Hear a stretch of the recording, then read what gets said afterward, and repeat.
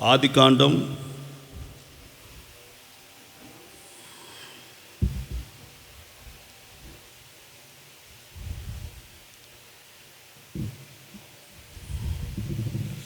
21వ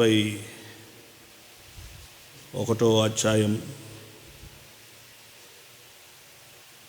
21వ అధ్యాయం. నేను చెప్పిన వచనాన్ని మాత్రము చదవండి, లేదా 21 నుండి 31 వరకు చదువు. సార్ 22 నుండి 31 వరకు.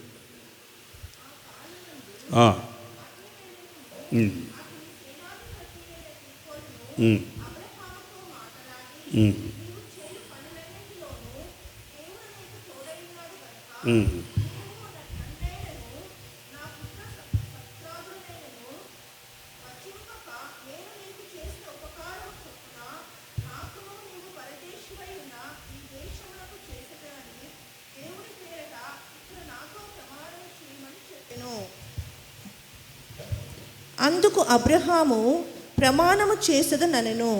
అబీమెలెకు దాసులు బలాత్కారముగా తీసుకొనిన నీళ్ల బావి విషయమై అబ్రహాము అబీమెలెకును ఆక్షేపింపగా, అబీమెలెకు, ఈ పని ఎవరు చేసిరో నేనెరుగుదును, నీవును నాతో చెప్పలేదు, నేను నేడే గాని ఈ సంగతి వినలేదని చెప్పగా, అబ్రహాము గొర్రెలను గొడ్లను తెప్పించి అబీమెలెకుకిచ్చెను. వారిద్దరూ ఇట్లు ఒక నిబంధన చేసుకొనిరి. తరువాత అబ్రహాము తన గొర్రెల మందలో నుండి 7 పెంటె పిల్లలను వేరుగా నుంచెను గనుక అబీమెలెకు అబ్రహాముతో, నీవు వేరుగా ఉంచిన ఈ 7 గొర్రె పిల్లలను ఎందుకని అడిగెను. అందుకతడు, నేనే ఈ బావిని త్రవ్వించినందుకు నాకు సాక్షార్థముగా ఈ 7 గొర్రె పిల్లలను నీవు నా చేత పుచ్చుకొనవలెనని చెప్పెను. అక్కడ వారిద్దరూ అట్లు ప్రమాణము చేసుకునినందున ఆ చోటు బెయేర్షెబా అనబడెను. బెయేర్షెబాలో వారు అలాగు ఒక నిబంధన చేసుకునిన తరువాత అబీమెలెకు లేచి తన సేనాధిపతి అయిన ఫీకోలుతో ఫిలిష్తీయుల దేశమునకు తిరిగి వెళ్ళెను. చాలు. దేవునికి స్తోత్రం కలుగును గాక. ఈ వాక్య భాగనంతా మీకు ఈరోజు వివరిస్తాను. అబీమెలెకు ఫిలిష్తీయుల రాజు. 20వ అధ్యాయం 2వ వాక్యంలో ఆయన రాజు, అబీమెలెకు రాజు అయి ఉన్నాడని మీకు తెలుసు. ఒక కింగ్. గెరారు ప్రాంతానికి ఆయన ఒక రాజు. ఈ వాక్య భాగంలో మీరు చదివిన ప్రారంభ మాట ఏంటంటే, ఆ కాలమందు అబీమెలెకును అతని సేనాధిపతి అయిన ఫీకోలును అబ్రాహాముతో మాట్లాడి, ఈ మాట ఇంగ్లీష్ బైబిల్లో and it came to pass at the time అని రాయబడి. సమయం ఇంగ్లీష్ బైబిల్ ఏమంటుందంటే సమయము వచ్చినప్పుడు ఈ అబీమెలెకు రాజు అబ్రహాము దగ్గరికి వచ్చాడు. అబ్రహాము మీరు గమనించినట్లయితే సమయము కొరకు ఎదురు చూస్తాడు. అబ్రహాము దేనికి కూడా తొందరపడడు. చాలామంది తొందరపాటు ఎక్కువ. తొందరపాటు వలన చాలా, ఎవరైనా ఒక మాట అన్నారనుకోండి, వెంటనే అట్లన్నారా ఇలా అన్నారా అని వెంటనే ఫోన్ చేసి అడగడమో, ఇంటికెళ్ళి గొడవ పెట్టుకోవడమో ఇలాంటివి చేస్తూ ఉంటారు. అది మంచా చెడా, అది యోగ్యమైనదా అయోగ్యమైనదా, అసలు ఎందుకు ఇలా జరిగిందని యోచన లేకుండా ప్రవర్తిస్తూ ఉంటారు. అబ్రహాము ఒకప్పుడు అబ్రహాముని ఎక్కడున్నాడో పిలవండి అన్నాడు. ఎవరు? అబీమెలెకు రాజు. అబ్రహాము ఎవరో, ఎక్కడోడో, ఏ ఊరో, అతని భాష ఏంది, అతని వృత్తి ఏంది, ఎవరతను, ఎక్కడున్నాడు అతను, పిలుచుకురండి అని అంటే అబ్రహాముకు దగ్గరికి వెళ్ళి గెరారు రాజైన అబీమెలెకు పిలవగానే అబ్రహాము పరిగెత్తుకొని వచ్చాడు. అయ్యా నేనే అబ్రహాముని, చేతులు కట్టుకొని నిలబడ్డాడు. ఎందుకంటే రాజు కదా, రాజు ఎదుట చేతులు ఇలా పెట్టుకొని ఉన్నాడు అనుకోండి, వాడికి చూడు మర్యాద లేదంటాడు. అవునా కదా? మీకు ఉదాహరణకి సర్పంచ్ దగ్గరనో కానీ, లేకపోతే ఏదో ఎమ్మెల్యే దగ్గర కానీ, ఎంపీల దగ్గర కానీ, మంత్రుల దగ్గర కానీ మీరు నిలబడ్డప్పుడు జోబులో చేపెట్టుకొని నిలబడతారా? ఎలా నిలబడతారు? కొంచెం క్రమంగా చేతులు కట్టుకొని నిలబడతారు. అవునా కదండి? పెద్దల దగ్గర నిలబడేటప్పుడు క్రమం ఏంటంటే చేతులు కట్టుకొని నిలబడతారు. కొంతమంది పెద్దల దగ్గర ఉన్న చేతులు కట్టుకోరు, ఎందుకంటే వారికి మర్యాదనే తెలియదు. మర్యాద అంటే ఏందో తల్లిదండ్రులు కూడా నేర్పలేదు. పెద్దలు కనబడ్డప్పుడు చేతులు కట్టుకోవాలరా, వాళ్ళు కనబడ్డప్పుడు వందనాలు చెప్పాలరా. తల్లిదండ్రులుగా బోధించాల్సిన కొన్ని ఉంటాయి, బోధించాలి. ఇద్దరు పిల్లలు విక్టర్, ఏం పేరు వీని పేరు, విజయ్, వాడేడి రే, రోజుకు 100 సార్లు పెడతారు నాకు స్తోత్రాలు. నేను కనబడితే సార్ ఇద్దరు ఎక్కడా ఈ షోరూమ్లలో బొమ్మలు ఉంటాయి చూడండి, బయట బొమ్మలు పెడతారు డ్రెస్ వేసి, ఎలా ఇది ప్లాస్టిక్ బొమ్మలు వేసి వాటికి డ్రెస్ వేసి, ఒక బొమ్మ వచ్చేమో నవ్వుతున్నట్టు, ఒక బొమ్మ వచ్చేమో టాట చేస్తున్నట్టు, ఎన్నో ఉంటాయి. వీళ్ళిద్దరు నాకు ఎలా కనబడతారంటే, ఇద్దరు చక్కగా నిలబడి ఇలా ఉండి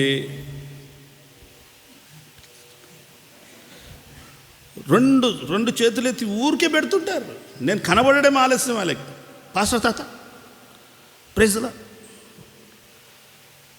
వాళ్ళు స్తోత్రాలు చెప్తున్నప్పుడు నాకు అనిపిస్తుంది, నిజంగా దైవ సేవకులంతా ఎంత క్రమంగా చెప్తున్నారు పిల్లలు. నిలబడి ఒకటి పక్కన ఒకటి బొమ్మల్లాగా నిలబడి, మరాడు ముందు వెనుక కూడా కాదు, లైన్గా ఇద్దరు నిలబడి నన్ను చూడగానే నాకు అనిపిస్తుంది, నిజంగా ఈ పిల్లలను నా దేవుడు తరతరములు ఆశీర్వదించగాక. అలా పిల్లలను క్రమములు పెంచితే పెద్దలు కనబడ్డప్పుడు స్తోత్రాలు చెప్పాలరా, దైవ సేవకులు కనబడ్డప్పుడు వందనాలు చెప్పాలరా. వాళ్ళ ముంగట చేతులు కట్టుకొని చేతులు విడిచిపెట్టి తిరగొద్దురా, ఊపుకుంటూ తిరగొద్దురా. ఛాతి మొన్న ఒక ఆయన, ఒక పాస్టర్ గారు ఒక వాళ్ళ మామ గురించి సాక్ష్యం చెప్తున్నాడు. ఊరంతా బాగానే ఉంటాడు అయ్యగారు, ఊరంతా బాగానే ఉంటాడు, ఇలా నడుస్తాడు. నన్ను చూడగానే ఛాతి ఎగేసి ఇలా నడుస్తాడంట. అంటే దాని అర్థం ఏంటి? ఊరంతా బాగానే ఉన్నాడు, నడక బాగానే ఉంటుంది. ఈ అయ్యగారిని చూడగానే తన ఇక అతిశయం వచ్చేస్తుంది. అలా కొంతమంది ఉంటారు, వారి నడక, వారి పద్ధతి, వారి వరుస వేరుంటుంది. అబ్రహాము అబీమెలెకు రాజు పిలువగానే పరిగెత్తుకొని వెళ్ళి చేతులు కట్టుకొని, అయ్యా చెప్పండి, నేనే అబ్రహాం అంటే నేనే, నా పేరే. చూడండి ఆ మాట, 20వ అధ్యాయం 9వ వాక్యం. అబీమెలెకును అబ్రహామును పిలిపించి, నీవు మాకు చేసిన పని ఏంటి? మా మీదికి, నా రాజ్యం మీదికి మహాపాతకము తెప్పించినట్లు నేనును నీ ఎడల చేసిన పాపమేంటి? చెయ్యరాని కార్యములు నాకు చేస్తివని అతనితో చెప్పాను. ఒక మాటలు చెప్పాలంటే అవి నవ్వుతూ మాట్లాడుతున్న మాటలు కావవి. అబ్రహమా ఏం చేసినావు, అలా చేయొచ్చా అన్నట్లు నవ్వుతూ మాట్లాడుతున్న మాటలు కావవి. నువ్వు చేసిన పని ఏంటే? నువ్వు ఎందుకు ఇలా చేశావు? ఎవడు చేయమని చెప్పాడో అంటే అర్థం ఏంటి? అబ్రహాము మీద అబీమెలెకు రాజు ఏం పడుతున్నాడు? కోపగించుకుంటున్నాడు. నువ్వు చేసిన కార్యం ఏంటి? నేను నీకు ఏ ద్రోహం చేశాను?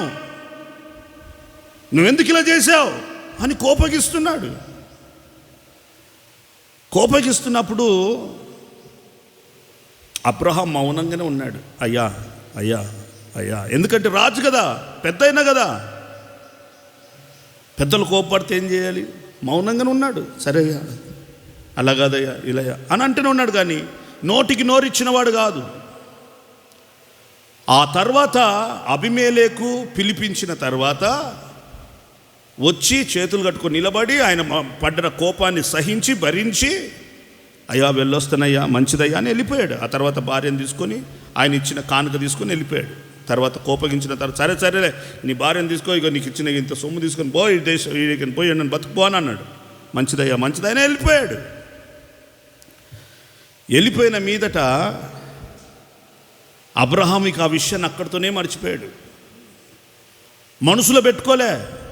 ఏమని? ఏదో ఒకరోజు అబీమెలెక నువ్వు నా దగ్గరకు వస్తావు, అప్పుడేందో నేను చూపిస్తాను అనలే. ఆ విషయం అంతటితోనే మర్చిపోయాడు. ఆయన కోపమైంది, పిలిపించింది. ఒకవేళ అబ్రహాముని దేవుడు అబీమెలెకు పిలిపించినప్పుడు అబ్రహాము దగ్గరున్న పనులకు అబ్రహామే అధికారి, అబ్రహామే హెడ్. ఆ రాజు పిలువగా నేను పరిగెత్తుకొని పోతుంటే చూసిన వాళ్ళు ఏమనుకోవాలి? ఏంట్రా ఆయన పిలిస్తే పరిగెత్తుతున్నాడు, ఏంట్రా ఆయన పిలిస్తే ఉరిగెత్తున్నాడు. వెళ్ళిపోయాడు. వెళ్ళిపోయిన తర్వాత అబ్రహాము అక్కడ నిల్చున్న తర్వాత ఆ విషయాన్ని అక్కడే మర్చిపోయాడు. కొంతమంది సమయం వస్తే నేనేందో చూపిస్తానంటారు. అబ్రాహాము ఆ సమయం కొరకు కనిపెట్టక దేవునికి అప్పగించాడు. ఒక రోజున ప్రభు నాకు ఒక సమయం ఇస్తాడు.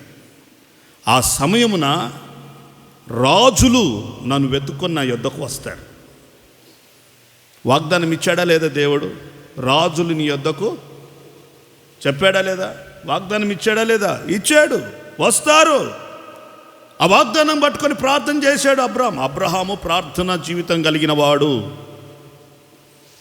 ప్రభు ఏదో ఒక రోజు నువ్వు కార్యం చేసే రోజు ఉంటుంది, అప్పుడే రాజు వస్తాడులే, నీ చేతికి అప్పగిచ్చేస్తున్నా. అందుకే ఇంగ్లీష్ బైబిల్ అన్నాడు, ఏమన్నాడంటే గతించిపోయిన ఆ కాలం అంటే ఆ పాస్ట్ అంటే గతించిపోయిన ఆ సంగతి మరలా ప్రభు దృష్టిలోనికి తీసుకొని వచ్చాడు. ఏంటంటే ఒకప్పుడు అబ్రహాము అబీమెలెకు పిలిస్తే వెళ్ళి అబీమెలెకు ఎదుట నిలబడగా, ఇప్పుడు ప్రభు ఆ సంగతిని జ్ఞాపకం చేసుకొని అబీమెలెకు రాజునే అబ్రహాము యొద్దకు తీసుకొచ్చి నిలబెట్టాడు. ఆమెను చెప్దామా? ఒకప్పుడు అబీమెలెకు పిలిస్తే అబ్రహాం పరిగెత్తాడు.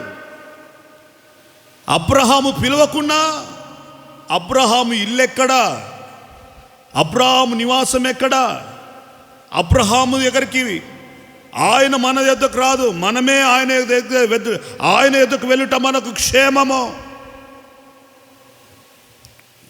ఒక రోజున ఒక సహోదరి, బైబిల్లో మీకు తెలిసిన సహోదరి, తన ఒక కుమారుడు చనిపోయిన తర్వాత సహోదరి ఏమంటుందో తెలుసా? తన భర్త అంటాడు దైవ సేవకుడు వస్తాడులే ఫోన్ చేయి అని అంటే ఏమంటుందో తెలుసా? దైవజనుడి యొద్దకు వెళ్ళుటే మనకు క్షేమము, మంచిది. అబీమెలెకు కూడా అలాగే, మనము అబ్రహాము దగ్గరికే వెళ్ళాలి. అబ్రహాం మన దగ్గరికి పిలిపించుకునేంత యోగ్యత మనకు లేదు. ఏమయ్యా ఒకప్పుడు పిలిస్తే వచ్చాడుగా, ఇప్పుడు పిలువు. అబ్రహాము యొక్క స్థితి దేవుడు హెచ్చించాడు. హల్లెలూయా చెప్దామా?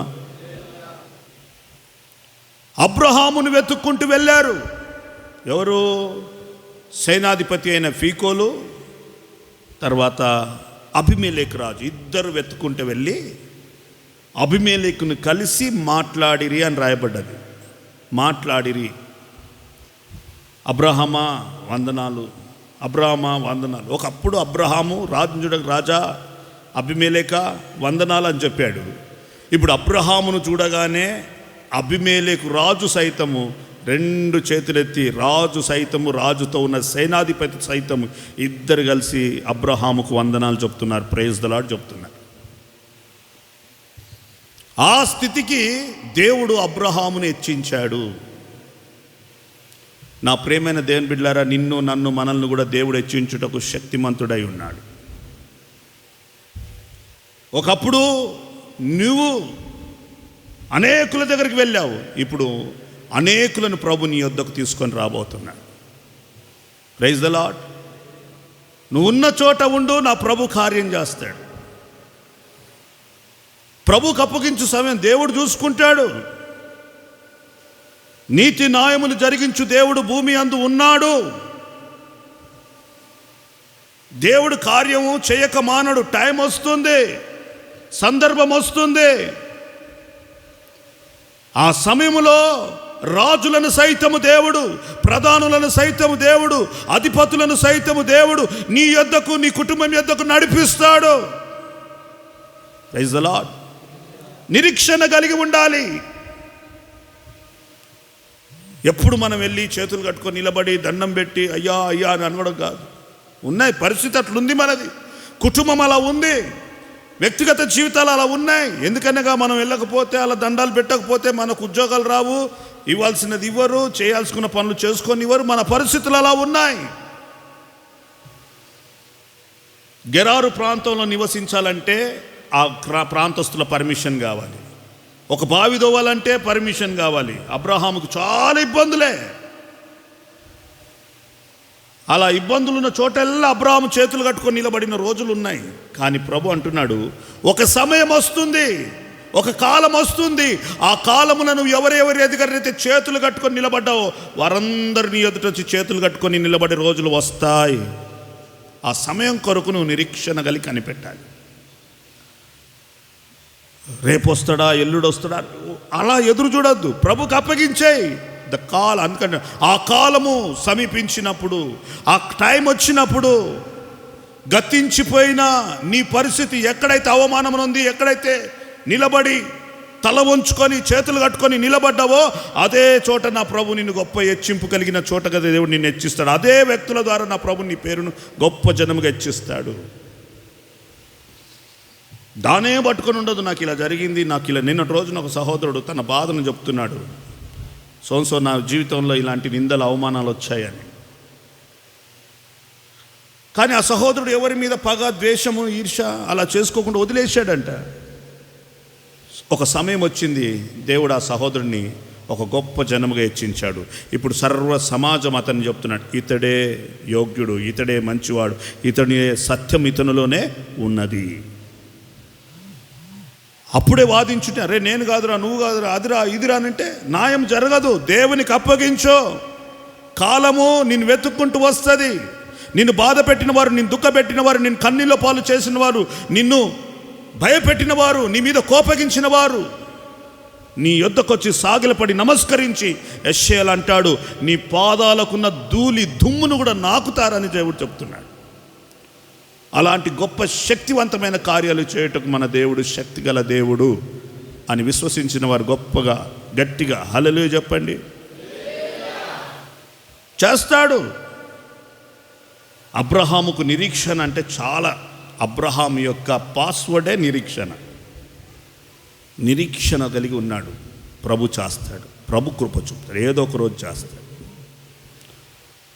రాజు వచ్చాడు, మాట్లాడుతున్నాడు అబీమెలెకు. అబ్రామా, ఇప్పుడు అబ్రామ్ దగ్గరికి అబీమెలెకు వచ్చినప్పుడు, ఒక రాజు, ఒక కింగ్ వచ్చినప్పుడు, ఇప్పుడు నేనే మీ ఇంటికి, అంటే నేను కింగ్ని కాదండి, ఏదో మీకంటే మీకు కొంచెం బుద్ధో జ్ఞానమో వాకింగ్ చెప్పిట్లో కొంచెం ఒక ప్రభు ఏర్పరచుకున్నాడు కాబట్టి నేనే మీ ఇంటికి వస్తే నాకేమన్నా అతిథి మర్యాదలు చేస్తారా, చేయరా చెప్పండి? అట్లీస్ట్ ఒక చేరేస్తారా లేదా? ఒక నీళ్ళు ఇస్తారా లేదా? చాయ్ ఇస్తారా లేదా? చెప్పండి. ఇయ్యని వాళ్ళకైతే నోరు వస్తలేదండి. చాయ్ ఇస్తారా లేదా? వీలైతే భోజనాలు పెడతారా లేదా? చెప్పండి అమ్మా. మొన్న ఒక సిస్టర్ అంటుంది, చాయ్ పెట్టమంటావన్నా, భోజనం ఏమంటావన్నా? చెప్పానా, ఏమొద్దు.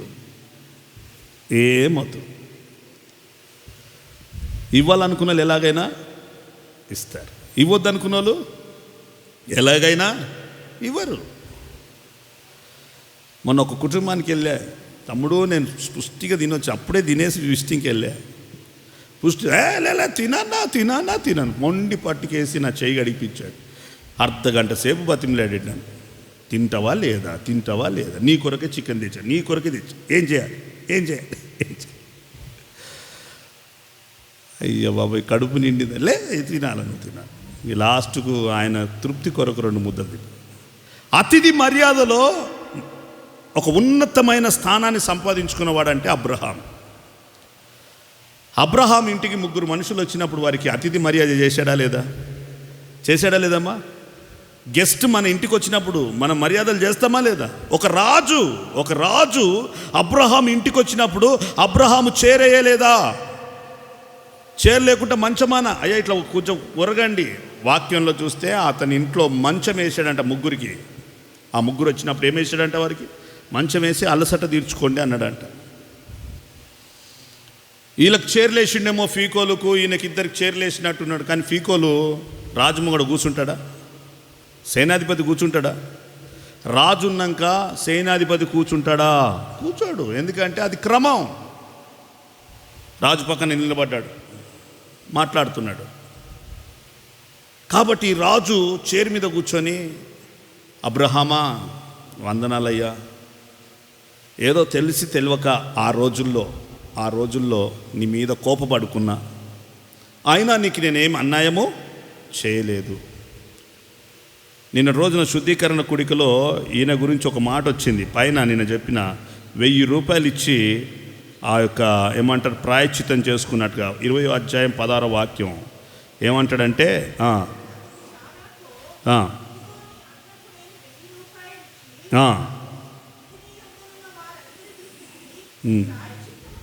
అది నిన్న చెప్పాను శుద్ధీకరణ కుడికలు. అది వింటురండి. ఆ రోజుల్లో 1000 రూపాయలు అంటే ఎట్లండి? యేసు ప్రభు పుట్టకు మునుపు, అది క్రీస్తు పూర్వంలో 1000 రూపాయలు ఇచ్చాడు ఈయన. ఎవరు? రాజుగారు. అబ్రహమా నీకు అన్ని విషయాల్లో నేను మేలే చేసి, అందుకంటాడు నేను చేసిన ఉపకారమును అంటాడు. 21వ అధ్యాయం 23వ వాక్యాలు అంటే నేను చేసిన ఉపకారము చాలు. అబ్రహమా నేను కీడు చేయలే, అబ్రహమా నీకు నేను హాని చేయలే. సరే మనసు బాధ అయ్యి కోపంగా అన్నా కానీ నేను బూతు మాటలు అయితే తిట్టలేగా. కోపం ఏమన్నాడు అబ్రహాంని? అసలు ఈ కార్యం ఎందుకు చేశావు? ఎవరు చేయమన్నాడు అని అంతే అన్నా. అంతే కదా అబ్రహ్మ? ఏమైతే బూత్ మాటలు తిట్టలే కదా, ఇంగ్లీష్ మాటలు తిట్టలేగా, వల్గర్గా ఏం మాట్లాడలేగా. కోపపడ్డా కానీ పాపమైతే చేయలేదుగా, నీకు ద్రోహం అయితే చేయలేగా. కోపపడ్డా అయినా నీకును నీ భార్య పక్షముగాను ఇద్దరికి, నీకు సపరేట్గా కొన్ని కానుకలు ఇచ్చా, నీ భార్య సపరేట్గా కొన్ని కానుకలు, ఇద్దరికి కానుకలు ఇచ్చి నా ఆస్తిలో నుండి భాగాలు, నా బ్యాంకులో నుండి భాగాలు ఇచ్చి మిమ్మల్ని పంపించిన కదా. నేను ఉపకారమే చేశాను కానీ నీకు కీడు చేశానా? కీడు చేయలేదు. అబీమెలెకు రాజు అబ్రహాముకు కీడు చేయలేదు, ఉపకారమే చేశాడు. మనం కూడా ఉపకారమే చేయాలి.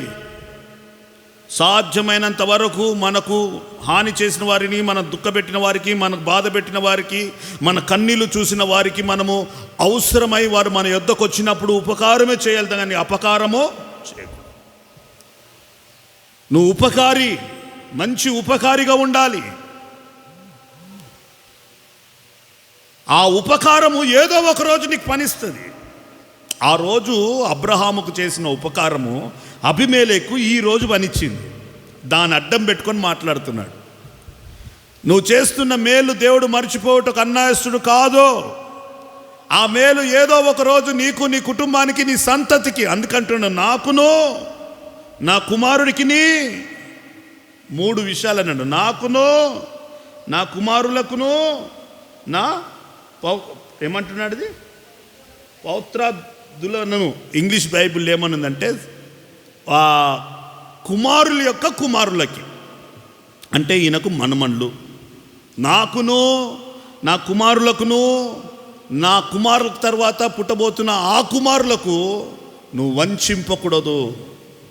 నేను చేసిన ఉపకారం బట్టి నాకును నా కుమారులకును నా కుమారులకు పుట్టబోయే కుమారులకు నీవు కూడా ఉపకారము చేయుదువుగాక.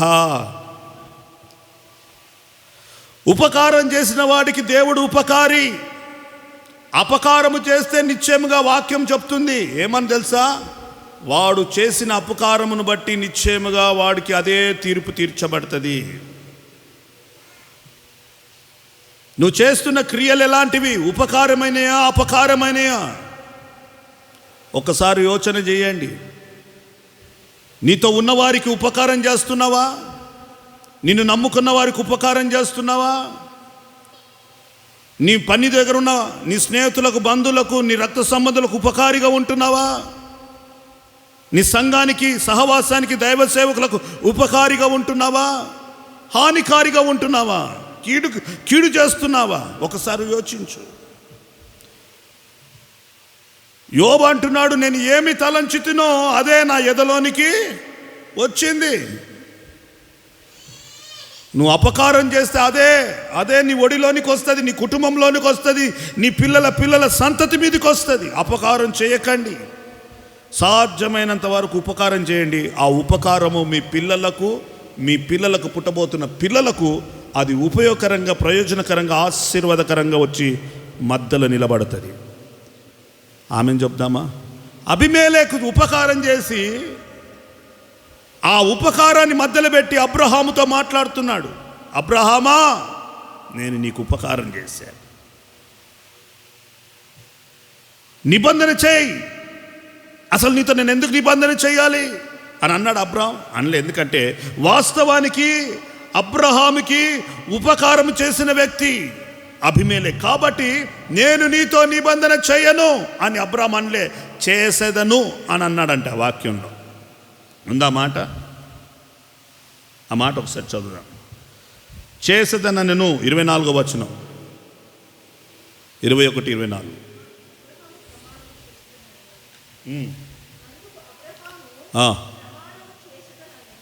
ప్రమాణం, నీతో ప్రమాణం చేస్తా. ఎందుకంటే నువ్వు నాకు ఉపకారం చేసావు. హాని చేయలే. హాని చేసేవారితో ప్రమాణాలు చేయడు అబ్రహాము. కీడు చేసేవానితో ప్రమాణాలు చేయడు అబ్రహాము. మేలు చేయవాడు, సంఘ క్షేమం కోరువాడు, ఇతరుల క్షేమం కోని వారితోనే అబ్రహాము నిబంధనను స్థిరపరుచుకుంటాడు. ఆమెను చెప్తారా? ఒక్క మాటలు చెప్పాలంటే ద్రోహులతో, దుర్మార్గులతో, దుష్టులతో, ద్రోహ ఫలం అనుభవించే వారితో చేతులు గడుపుడు కలిపాడా? వారి చేయి ఈయన చేతి కలిసిందంటే వారికి పట్టిన శాపం, వారికి పట్టిన దరిద్రం ఈయనకు పడుతుంది. అందుకే అంటాడు, నా కుమారుడు ఆ పాపులు నిన్ను ప్రేరేపించగా ఒప్పదు. ఎందుకంటే నువ్వు కలిసావా, వారికి వచ్చిన దరిద్రమే నీకు, నీ సంతతికి, నీ రాబో పిల్లలకు తగులుతుంది. చేతులు కలిపేటప్పుడు, ఒప్పందాలు చేసేటప్పుడు, నిబంధనలు చేసేటప్పుడు జాగ్రత్త. ఎవరితో నిబంధన చేస్తున్నావు? నీ ఎదుట నిలబడి నిన్ను నిబంధన ఒప్పింపజేస్తున్నవాడు ఎలాంటి వాడో, అతని స్వభావం ఎలాంటిది? ఎవరితో పడితే వాళ్ళతో నిబంధనలు చేసి, ఎవరికి పడితే వాళ్ళకు సంతకాలు పెట్టి, ఎవరికి పడితే వాళ్ళకు షూరిటీలు పెట్టి ఉండకూడదు. నీ ఎదుట ఉన్నవాడు నిబంధనకు యోగ్యుడా లేదా? ఆమెను చెప్దామా? హల్లెలూయా. వాక్యంలో రాయబడ్డది. ఇంకొన్ని మాటలు నేను మీకు చెప్పుకుంటూ వెళ్తాను. అబ్రహాము దగ్గరికి అబీమెలెకు రావడానికి కారణం తానే తన మాటల్లో వారే చెప్తున్నాడు. గనుక 22వ వచనంలో అంటాడు, గనుక నీవును. చూడండి ఆ మాట గనుక ఉందా 22వ వచనంలో చివరి మాట. ఏంటి ఆ గనుక అనే మాట అంటే, ముందుకు చదివితే దేవుడు నీకు తోడై ఉన్నాడు గనుక. ఆమె ఏమంటున్నాడమ్మా? దేవుడు నీకు తోడై ఉన్నాడు. మరి అప్పుడు తెలియదా నీకు దేవుడు తోడై ఉన్నదని? ఇప్పుడు తెలుసుకున్నానయ్యా అబ్రహామా. దేవుడు ఎలా తెలిసింది? దేవుడు నాకు తోడై ఉన్నాడని నీకెలా తెలిసింది? కింద చక్కని మాట అంటాడు. ఏమంటారంటే, చదువుననే మాట, నీవు చేయి పనులన్నిటిలో దేవుడు నీకు తోడై ఉన్నాడు. అబ్రహాము ఏ పని చేసినా ఆ పనిని అబ్రహాము చేతిలో దేవుడు ఆశీర్వదిస్తున్నాడంట. వాక్యంలో అంటాడు, నీ చేతి పనులను నేను ఆశీర్వదిస్తాను, నువ్వు అడుగుపెట్టు స్థలాన్ని నేను ఆశీర్వదిస్తాను, నువ్వు ఏది పని ప్రారంభించావో నా నామంలో అది నీకు క్షేమకరంగా, దీవెనకరంగా, ఆశీర్వాదకరంగా ఉంటుంది. ఆ పని చూసినప్పుడు అది వర్ధిల్లుతున్న కొలది, అది ప్రాస్పరిటీ అవుతున్న కొలది, అది దీవించబడి సరిహద్దులు దాటుతున్న కొలది, నీ మీద కోపపడిన వారు, నిన్ను చూసి అసహించుకున్న వారు, నిన్ను చూసి అవమానపరిచిన వారు, నిన్ను చూసి ఇందొక బతుక అని అన్న వాళ్ళందరూ కూడా నీ సరిహద్దులు విశాలపరచబడుట, నువ్వు అభివృద్ధి పొందుట, నువ్వు విస్తరించబడి నీవు దీవించబడుట శత్రువులు సైతం చూసి నేను వెతుక్కొని వస్తారంట. ఎందుకో తెలుసా? దేవుడు నీకు తోడై ఉన్నాడు కాబట్టే నీ చేయించిన ప్రతి పని నా దేవుడు ఆశీర్వదిస్తున్నాడు కాబట్టి. దేవుడు మనకు తోడై ఉన్నాడు, ఉంటాడు అన్న మాటకు ఒక మంచి అర్థం ఏందో తెలుసా? నువ్వు తలబెడుతున్న ప్రతి పని ఆశీర్వాదకరంగా ఉండాలి. అది ఫెయిల్యూర్ అవుతుందంటే, అది అపజయాల పాలవుతుందంటే ఒకటే మాట గుర్తుపెట్టుకోవాలి, దేవుడు నీకు తోడు లేడు. ఒక బిజినెస్ ప్రారంభించాం, అది ఫెయిల్యూర్ అయిపోయింది. ఒక ఉద్యోగం వెళ్ళాం, 2 రోజులు చేసి మానేస్తున్నాం. వింటున్నాండి? తర్వాత ఏదో శుభకార్యం వెళ్ళాం, ఆడు పుట్టుకున్న చచ్చిపోయాడు. పోనీ వాడు తెచ్చాడని వేరే శుభకార్యం వెళ్ళాము, ఇంకొకటి తెచ్చిండు. అంటే అర్థం ఏంటి? నీ వెంట్కల శాపము వెంటాడుతుంది. ఏ పని చేసినా, ఉద్యోగం చేసినా, ఉద్యోగంలో నువ్వు ఆశీర్వాదకరంగా ఉండాలి, నీ కష్టార్జితం ఆశీర్వాదకరంగా ఉండాలి, నువ్వు దీవెనకరంగా ఉండాలి. వ్యాపారం చేసినా నీ పని వృద్ధి పొందాలి, అది వృద్ధి పొందాలి. నష్టపోతున్నావు, నష్టం వస్తుంది, కష్టాల పాలవుతున్నావు, ఇబ్బందుల పాలవుతున్నావు, ఇరుకుల పడిపోతున్నావు, సతమతం అవుతున్నావు అంటే దానికి కారణం ఏంటంటే దేవుడు నీకు తోడు లేడు. దేవుడు తోడుగా ఉన్న ప్రతివాడు నిశ్చయముగా ఫలాభివృద్ధి పొందుతాడు. నువ్వు చేస్తున్న పనులన్నీ మేము పరిశీలించాం, నువ్వు చేస్తున్న ప్రతి పనిని మేము చూసాం. నీ పని అంతటిని మేము పరిశీలించి సర్వే చేసి చూసినప్పుడు ఏ పనిలో కూడా నష్టం వచ్చినట్టు మేము చూడలేదు అబ్రహామా. ఏ పనిలో కూడా నువ్వు నష్టపోయినట్టు, కన్నీళ్ళు విడిచినట్టు మేము చూడలేదు. నువ్వు విత్తే ప్రతి చోట ఒక గొప్ప పంటనే కోసుకున్నావు. అబ్రాహాము అసలు ఎన్ని పనులు చేశాడో అబ్రాహాం గురించి ఈ అధ్యాయంలో నేను చెప్తే చాలా ఉన్నాయి. అబ్రాహాముకు గొర్రెల మందు ఉంది, అబ్రాహాముకు ఎడ్ల మందు ఉంది, దాసులు ఉన్నారు, దాసురాన్లు ఉన్నారు. వింటున్నారండి? అతడు ఏ పని, ఈరోజు గొర్రెల మంద పని చేశాడు అనుకోండి, గొర్రెలను విస్తరింపజేస్తున్నాడు. నెల తర్వాత ఎడ్ల మందని స్టార్ట్ చేద్దాం, ఎడ్ల మంద విస్తరించిపోతుంది. తర్వాత దాసులను తీసుకుందాం, దాసులు విస్తరించిపోతుంది. తర్వాత దాసులను తెచ్చుకుందాం, దాసులు. అబ్రాహాం ఏ చేసినా ప్రాస్పరిటీ, అభివృద్ధి. ఒకరోజు బావి వేశాడంట, నీళ్ళ బావి, దానికే బెయేర్షెబా అని పేరు పెట్టాడు. బావి దవ్వుదామని చెప్తే అక్కడ గొప్ప జీవజలాలు ఊటలు ఉబుకొచ్చేసాయి.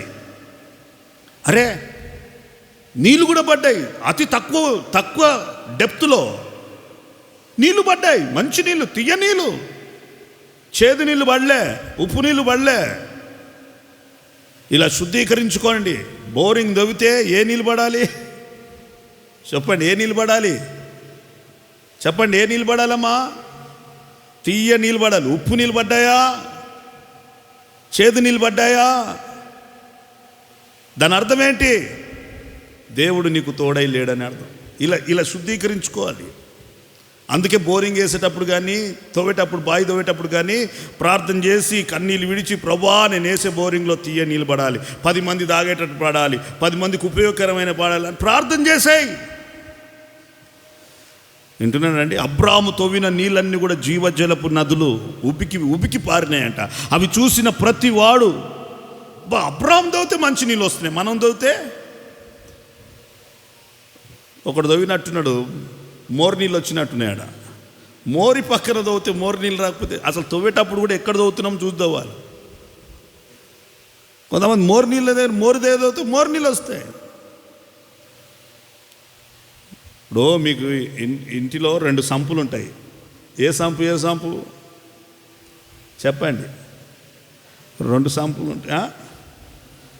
ఒకటి మంచినీళ్ళది, ఒకటి ఇప్పుడు దాని పక్కకే బోరు తవ్వారనుకోండి, ఎలాంటి నీళ్ళు వస్తాయి? అట్లీస్ట్ రుచి మారచ్చు, వాసన రావచ్చు, ఏదో రావచ్చు. అవును, కొంతమంది తెలివి ఉండదు ఎక్కడ వాళ్ళు ఏం చేయాలి. అదే గెరారులో ఉన్న వాళ్ళు ఎక్కడెక్కడ తవ్విర్రో మళ్ళీ అందుకే అంటున్నారు, మేము దవ్వుతే ఆ నీళ్ళు వస్తున్నాయి, నువ్వు దవ్వుతే ఎలా వస్తున్నాయి? దేవుడు నాకు తోడై ఉన్నందువలన నేను త్రవ్వు ప్రతి బావిలో నీళ్ళ ఊట కనిపిస్తుంది.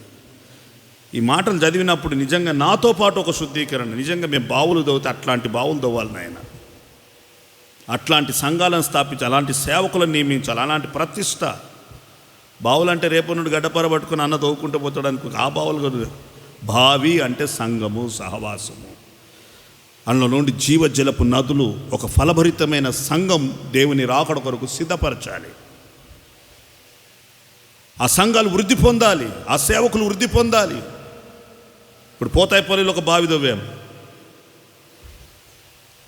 ఏమంటారు 5 ఇంచుల వాటర్, ఏమంటారు దాన్ని, ఏమంటారు 5 ఇంచు 2 ఇంచు అంటారు కదా, 1 ఇంచు వాటర్ పట్టు. పోతాయిపల్లిలో అల్పంగా స్వల్పంగా ఒక 1/2 ఇంచు పట్టాయి అనుకుందాం. ఇప్పుడు ఆ పోతాయిపల్లిలో ఉన్న సంఘం యొక్క ఆ బావిలో ఉన్న నీళ్లను దగ్గరికి పోయి సాలమన్ అన్న గారిని ఇప్పుడు ఆర్డినేషన్ చేసిన తర్వాత ఏమనాలి? అయినది బావి ఉబ్బుకుము, ఏమనాలి అన్న, ఏమనాలి?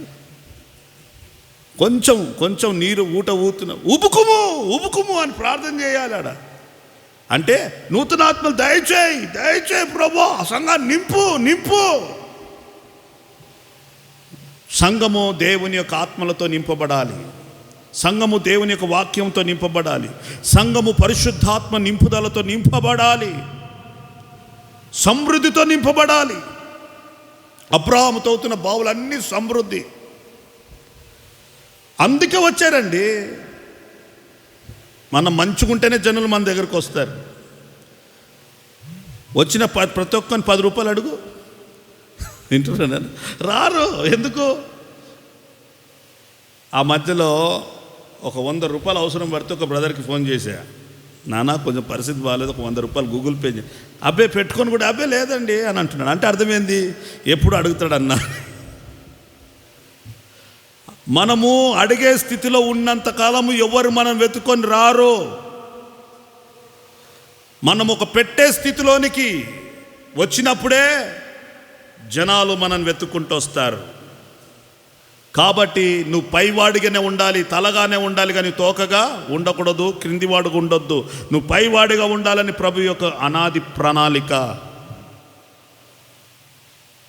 నీ దగ్గరనే ఉంటేనే వస్తారు, లేకపోతే ఎవరు రారు. ఏదో సామెత ఉంది, పెడితే పెళ్లి కోరుతారు. ఏందమ్మా చెప్పండి, సామెతలు వచ్చిన వాళ్ళు. పెడితే పెళ్లి కోరుతారు, లేకపోతే అమ్మా సావు కోరుతారు. పెడితేనే మంచోడు. అబ్రాహాం దగ్గర ఏమైనా ఉన్నప్పుడు, ఏం లేనప్పుడు ఎవరైనా వచ్చారా? ఇప్పుడు రాజులతో సైతం రావడానికి కారణం అబ్రహామును దేవుడు ఆశీర్వదిస్తున్నాడు, వృద్ధి పొందిస్తున్నాడు. అతడు చేసిన ప్రతిదంతా కూడా సక్సెస్ఫుల్గా మారుతుంది. కాబట్టి మనము ఉన్నతమైన అనుభవంలోనికి, ఇతరులకు పెట్టే స్థితిలోనికి దేవుడు మనందరినీ, నాతో సహా మిమ్మల్ని అందరినీ ఎదిగించునుగాక. ఒక మాట చెప్పాలనా, ఒకప్పుడు అబ్రహాము వెళ్ళి అబీమెలెకు ఇస్తే తీసుకున్నాడు. ఇదిగో గొర్రెలు ఇస్తున్నా, ఇదిగో దాసులు ఇస్తున్నా, ఇదిగో ఇది ఇస్తున్నా అంటే అబ్రహాం తీసుకున్నాడా లేదా? అబీమెలెకు ఇచ్చాడా లేదా? 20వ అధ్యాయం చదువుకోండి. ఇచ్చాడు, ఈయన తీసుకున్నాడు. ఆయన ఇచ్చాడు, అబ్రహాం తీసుకున్నాడు. ఆ మధ్యలో వింటున్నారండి, ఇవన్నీ విషయాలు మీకు ఎందుకు చెప్తున్నట్టే సత్యం చెప్పాలి. ఈ పాస్టర్ ఫెలోషిప్ వాళ్ళందరూ ఏం చేశారంటే నన్ను పిలిపించారు. అన్నా మీరు అర్జెంటుగా రావాలి, మీతో పాటు ఉన్న సేవకులను తేవాలంటే నేనేమో ఏదో కార్యం అని చెప్పి వెళ్ళాను. వెళ్ళేసరికి వాళ్ళ మా ముందర బియ్యం మూటలు పప్పుల మూటలు పెట్టారు. అన్నా ఏమనుకోకుండా కాదనక తీసుకోండి, మీరు తీసుకోకుండా వేరేలకు ఇవ్వండి. నాకు ఎలా ఉండంటే అప్పుడు చూసినప్పుడు వారు చేయుచున్నది ఒక మంచితో చేస్తున్నారు, తీసుకోను అంటే ఎంత గర్వం ఈయనకి అని అంటాడు. ప్రభు ఏమనాలి, ఏం చేయాలంటే ప్రభు అన్నాడు పుచ్చుకో అన్నాడు. ఇస్తున్నారు కాబట్టి పుచ్చుకో అన్నాడు. మరుసటి రోజు ఒక చెల్లె ఫోన్ చేసి, అన్నా మరి వాళ్ళు బియ్యం ఇస్తున్నాను, నేను ఆల్రెడీ పుచ్చుకున్నామ్మా, నువ్వు కూడా పుచ్చుకో అని చెప్పా. పుచ్చుకోవాల్సిన పరిస్థితి వచ్చింది, పుచ్చుకున్నాం. ఇవ్వాల్సిన పరిస్థితి వచ్చినప్పుడు మనమే ఇస్తాం. హల్లేలూయా చెప్దామా? నేను ఎందుకు ఈ విషయాలు చెప్తున్నానంటే పరిస్థితి వచ్చింది, పోయాము, పిలిచారు, ఇచ్చారు, తెచ్చాం. వింటున్నామా? కానీ మరలా అబీమెలెకు అబ్రహామే 7 గొర్రెలను ఇస్తున్నాడంట. చూసారా వాక్యం? ఇచ్చినోనికే మరలా అబ్రహాం ఇచ్చే స్థితిలోనికి దేవుడు తీసుకొచ్చాడు. ఇచ్చే స్థితిలోనికి దేవుడు తెచ్చాడు. ఈరోజు నువ్వు నేను మనం ఎవరెవరి దగ్గర అయితే పుచ్చుకుంటున్నామో వారందరికీ ఘనంగా మహిమగా, ఒక మాటలు చెప్పాలంటే 7 గొర్రె పిల్లలను ఘనంగా మహిమగా 7 అనగా సంపూర్ణంగా వారిని తృప్తిపరిచేంత సమృద్ధి కలిగిన ఆశీర్వాదాలను నువ్వు ఇచ్చేవాడిగా నా ప్రభు నీ కొరకు చేయబోతున్నా. నువ్వు ఎవరెవరి దగ్గర పుచ్చుకున్నావో ఆ పుచ్చుకున్న హస్తాన్ని ఇచ్చే హస్తంగా దేవుడు చేయబోతున్నాడు. ఆమె చెప్దామా? అందుకే పౌలు అపోస్తుల కార్యంలో ఒక మాట అంటాడు. ఏమంటాడంటే పుచ్చుకొనుట కంటే ఇచ్చుట, చెప్పండి, 20:35 వాక్యంలో అంటాడు. అపోస్తుల కార్యం 20:35 చదవండి ఆ మాట త్వరగా, సమయం లేదు కాబట్టి.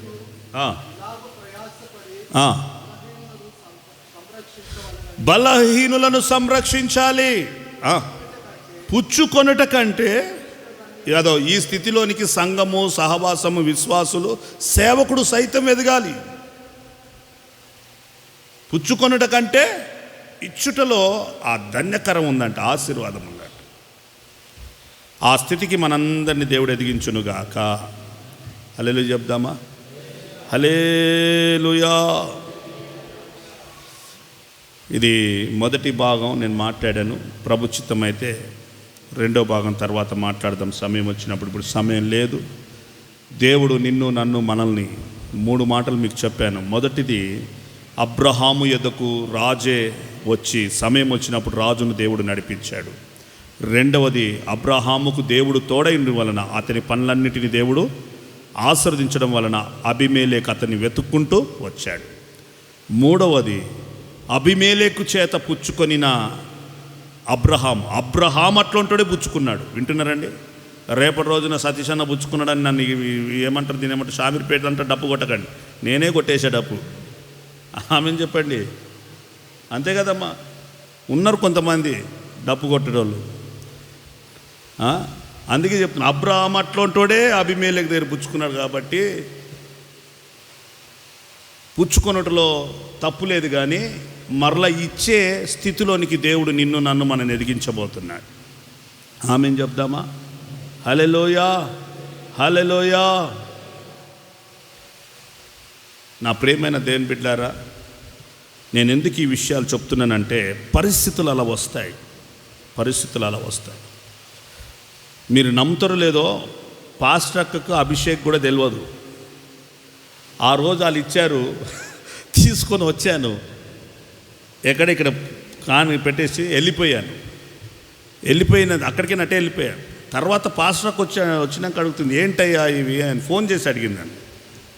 అడిగితే నిన్న పాస్టర్ ఫెలోషిప్ వాళ్ళు ఇచ్చారమ్మా, ఇట్లా సంగతి అక్కడ పెట్టాను, అక్కడ పెట్టి నేను వచ్చినాక. నమ్మండి నమ్మకపోండి, ఆ రోజున ఇంట్లో మంచు నూనె కూడా లేదు, చక్కెర కూడా లేదు. అలాంటి పరిస్థితుల్లో వారిచ్చిన ఆ వస్తువులు ఈ కుటుంబానికి ఉపయోగపడ్డాయి. ఆ స్థితిలో మేము ఈ ఘనమైన సేవ చేస్తున్నాం. అలాంటి పరిస్థితులు మొదలు చేస్తున్నాం. మొన్నైతే మీకు చెప్పాను, గ్యాస్ అయిపోతే పొయ్యి మీద వండుకున్నామని. కానీ ఎందులో ఉపదేశంలో ఎందులో ఇది కాలేదు. ఆ పరిస్థితి నాకు తెలియదు. పాస్టర్ అమ్మ చెప్తుంది, అయ్యా మన ఇంట్లో ఇవి అయిపోయాయి, ప్రభు సమయానికి ఇచ్చాడు, మరి ఏం చేయమంటావు అంటే, ఏం చేయమంటావు అని నన్ను అడుగుతావేంటి, ఇచ్చాడన్నావు కదా, తీసుకొని వాడు ఇంట్లోకి అని చెప్పారు. చాలా కష్టమైన పరిస్థితి వచ్చింది మాకి. దేవుడు ఆ విధంగా ఫెలోషిప్ వారి ద్వారా మాకొక సహాయం చేశాడు. అంతకుముందు జరిగేది ఒక మాట నేను చెప్తాను మీకు. ఈ మాట ఎందుకు చెప్తానంటే, నాకు తెలియదు ఇలా జరిగింది, ఇంట్లో లేదు. అంతకుముందు కూడా ఒక వారం ముందు వీలే పిలిపిస్తే నేనేం చెప్పానంటే, సరే వెళ్ళి తెచ్చుకోండి అని మన వాళ్ళని పంపించాను. వాళ్ళు తెచ్చుకున్నారు. ఒక సహోదరుడు తీసుకొచ్చాడు నా దగ్గరికి, అన్న ఇదిగో అదే.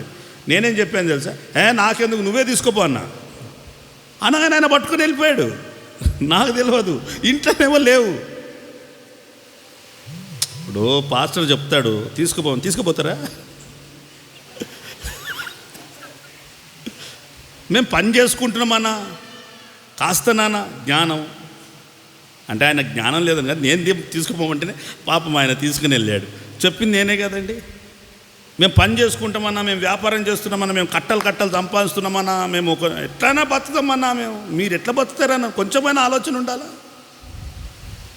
పప్పు బియ్యం ఇంత పెద్ద మూట పట్టుకొస్తే నాకెందుకు బ్రదర్, వాళ్ళు ఇచ్చింది మీరు తీసుకోపో, ఎందుకు నేను పొమ్మంటే నువ్వు పోయి తెచ్చావు కాబట్టి పోనన్నా తీసుకోపో అన్న, అంతే అన్నా. ఓకేనా, తీసుకోపో అన్న. ఎత్తుకొని వెళ్ళిపోతున్నాను మూట పెట్టుకుని. ఈ విషయం నేను ఇంట్లో చెప్పలేదు. ఎందుకంటే పరిస్థితి ఇంట్లో బాగా అవసరతలతో ఉన్నాం. అయినా ఇతరులకు పెట్టాలన్న మనం తీసుకెళ్ళిపోయాడు. నా ప్రేమైన దేని బిడ్డలారా, ఎందుకు చెప్తున్నానంటే, సేవకుడు ఎంత అవసరతలో ఉంటున్నాడో ఒకసారి యోచించండి. అబ్రహాం ఎంత అవసరతలో ఉంటే ఆయన ఇస్తే ఈయన పుచ్చుకున్నాడండి. అదే స్థితిలో దేవుడు పెట్టాడు అతన్ని, ఇతరులకు పెట్టేవాడిగా. రాజుకే ఒక మాట చెప్పాలన్నా, నేను రెండో అంశానికి వెళ్ళలేదు. రాజుకే పెట్టేవాడిగా దేవుడు అబ్రహామును చేశాడు. ఎలా చేశాడు, ఏమేమి పెట్టాడు, ఎలా చేశాడు తర్వాత మీకు చెప్తాను, రెండో భాగంలో చెప్తాను. నన్ను దేవుడు ఈ మాసం వాగ్దానం, నిన్ను తలగా దేవుడు పైవాడిగానే దేవుడు చేయబోతున్నాడు, తోకగా చేయడు. నువ్వు అనేకులకు ఆశీర్వాదం, అనేకులకు పెట్టేవాడిగా. ప్రభు నాతో ఒక మాట మాట్లాడాడు. ఆ మాట నేను చెప్పి నేను ముగిచ్చేస్తాను. ఒక సేవకుడు ఎలా ఉండాలి, ఒక సేవకుని యొక్క ఆశీర్వాదం ఎలా ఉండాలి, ఆ మాట నాకు చదివినప్పుడు చాలా బాధ వేసింది. నేను అలా లేను కదా ప్రభు అని ప్రార్థన చేసుకున్నా. ఆదికాండం 6వ అధ్యాయం 21వ వాక్యం.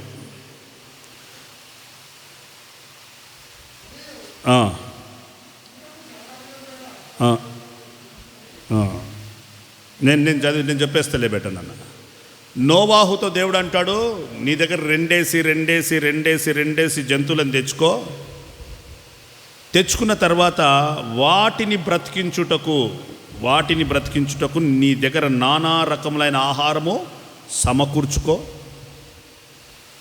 ఆహారము సమకూర్చుకున్న తర్వాత ఆ ఆహారం ద్వారా నీవు వాటిని పోషించగలవు. రెండేసి అంటే కుటుంబాలు. అంటే ఒక కుటుంబంలో భార్య భర్తలు కలిస్తే ఒక కుటుంబము 2 భార్య భర్తలు అనుకుందాం. వాళ్ళు నీ యొద్దకు వచ్చినప్పుడు వారు బ్రతికించబడినట్లుగా వారికి నువ్వు ఆహారము పెట్టే స్థితిలో నువ్వు ఉండాలి.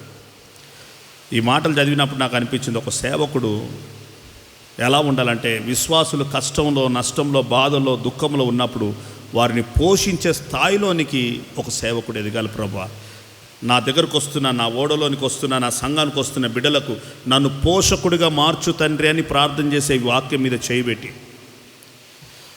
నా ప్రభు ఆ విధంగా చేయబోతున్నాడు.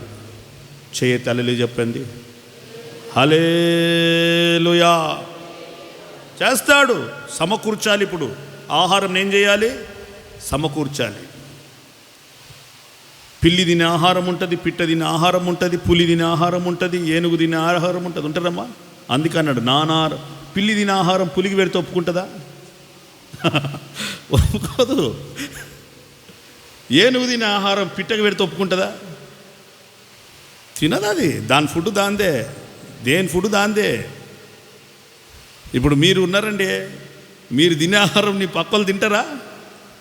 తినరు. ఎందుకంటే నీ నాలుకే రుచి నీదే, నీ టేస్ట్ నీదే. కాబట్టి నా ప్రియమైన దేవుని బిడ్డలారా, దేవుడు నానా రకములైన సమృద్ధి కలిగిన ఆత్మీయ ఆహారమును, శారీరకమైన సంబంధమైన ఆహారమును మనకు సమకూర్చుకునే కృపను, అట్టి ధన్యతను దేవుడు దయచేయునుగాక.